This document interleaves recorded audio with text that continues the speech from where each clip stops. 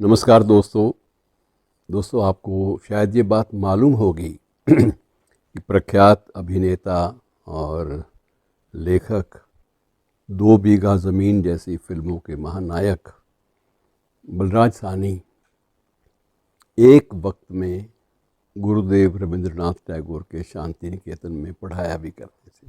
पहले पढ़ते थे फिर पढ़ाते थे।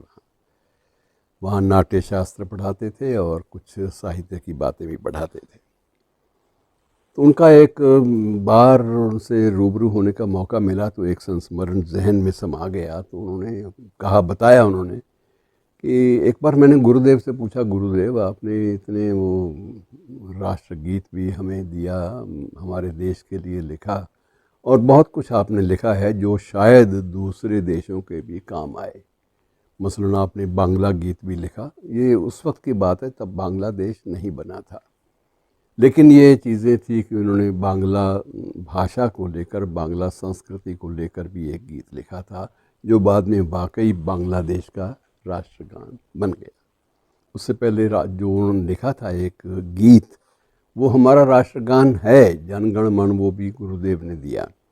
और तीसरा ये भी आपको बता दूं कि श्रीलंका का जो राष्ट्रगान है वो बाकायदा उस बात को तस्दीक करते हैं, बाकायदा उस बात को स्वीकार करते हैं वहाँ के लोग, वहाँ की सरकार, कि ये भी गुरुदेव टैगोर की परिकल्पना पर आधारित है।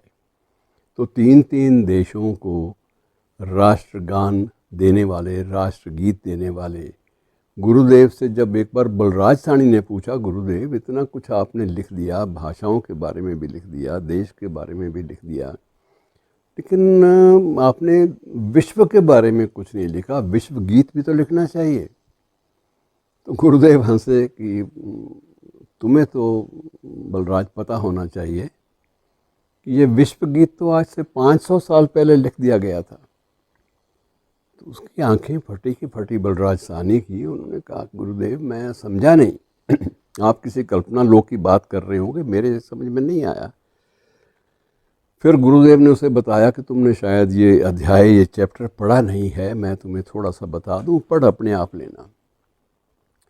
कि जब श्री गुरु नानक देव जब अपनी उदासियों के सिलसिले में निकले थे, उसी भ्रमण यात्रा के मध्य एक बार वो उड़ीसा के प्रख्यात जगन्नाथपुरी मंदिर में भी उसके बाहर चले गए। और उनकी गुरुजी की एक बड़ी अजीब बात होती थी कि उनके साथ मर्दाना भी होता था, और कई बार उनकी जो प्रस्तुतियां हैं वो रागबद्ध तो होती थी रागों के अनुसार, और कई बार वो स्वाभाविक रूप से भी एक आरंभ करते थे, क्योंकि परिकल्पनाएं उनके दिमाग में पहले से होती थी, तो उनको रूप देते थे गीत का, तो वो प्रस्तुति बन जाती थी। पुरी के जगन्नाथ मंदिर के बाहर श्री गुरु नानक देव ने आरती के समय एक गायन आरंभ किया था आरती का, जिस पर भाई मर्दाना ने अपनी वो रबाब जो है वो उसके द्वारा स्वरबद्ध भी किया, उसको सुरताल दी, उसको सरगम दी, प्रदान की, और गुरुजी ने वो बाकायदा आरती के रूप में वो पढ़ी। और गुरुदेव टैगोर ने उसी का उल्लेख किया कि मेरे से 500 साल पहले एक आरती लिखी जा चुकी है, और वो आरती तुम्हें याद नहीं होगी, लेकिन वो गगन में थाल के नाम से एक आरती है, भव्य आरती, तुम्हें कभी मौका मिले तो वो पढ़ना।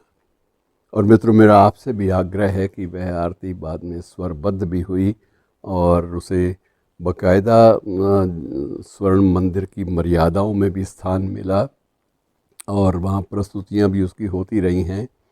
और गगन में थाल एक ऐसी परिकल्पना पर आधारित है, इतना ज़्यादा व्यापक उसका कैनवस है मित्रों, कि मैं सिर्फ आध्यात्मिक कारणों से नहीं, बल्कि मैं समझता हूँ कि कल्पना लोक के कारणों से भी वो अद्भुत है, अद्वितीय है। और उतनी परिकल्पना को शब्दों में बांध पाना और एक आरती का रूप दे देना, ये स्वाभाविक रूप से सामान्य इंसान के बस का है भी नहीं। और कभी मौका मिले तो मेरा विनम्र आग्रह है, गगन में थाल नाम से इस आरती को कभी नेट पर ज़रूर तलाशिए और सुनिए, आपको सुकून मिलेगा। शुक्रिया।